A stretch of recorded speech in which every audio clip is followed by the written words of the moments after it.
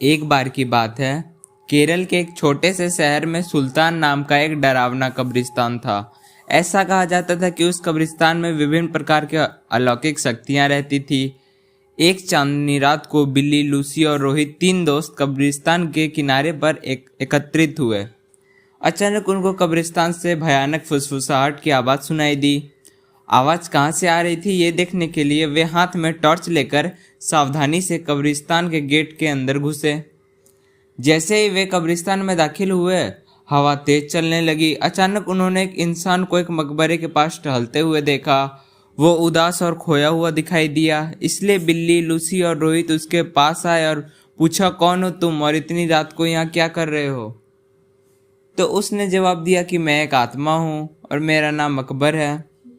अकबर ने उन्हें उस भयानक अभिशाप के बारे में बताया जो उस कब्रिस्तान के सभी आत्माओं को परेशान करता था। हर रात एक प्राचीन चुड़ैल जागती थी और कब्रिस्तान पर जादू करती थी और अकबर जैसी मासूम आत्माओं को अपने बस में कर लेती थी। अभिशाप को तोड़ने का एकमात्र तरीका कब्रिस्तान के पीछे जंगल में एक पेड़ के नीचे छिपी हुई मंत्र पुस्तिका को ढूंढना और आधी रात से पहले उसे नष्ट करना था।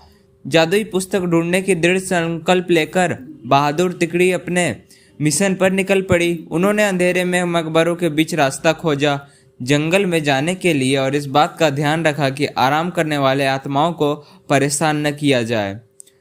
रास्ते में उन्हें बॉन्स नामक एक शरारती छोटे कंकाल का सामना करना पड़ा, जो उन्हें जादू की किताब खोजने में मदद करने के लिए तैयार हो गया। वो कंकाल उन्हें एक पुराने आम के पेड़ के पास ले गई और कहा, इस पेड़ के पत्ते सब अपने पास रख लो।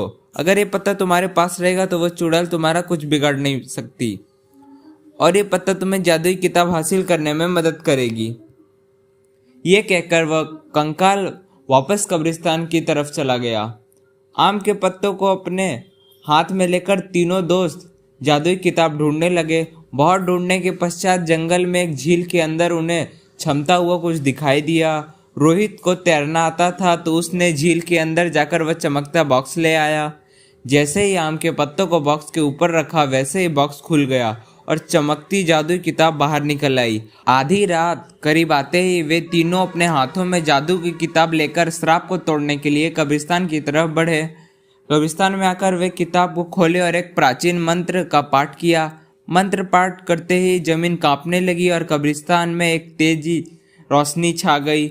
वह चुड़ैल जाग गई और गुस्से में दिखाई दी, लेकिन उसकी शक्ति धीरे धीरे कमजोर हो रही थी। उसने बिल्ली, लूसी और रोहित को जादुई किताब पढ़ने से रोकने के लिए अपनी जादुई शक्ति का प्रयोग किया, लेकिन उन तीनों पर कोई असर नहीं हुआ क्योंकि तीनों के पास आम के पत्ते थे जो उनकी रक्षा कर रहे थे।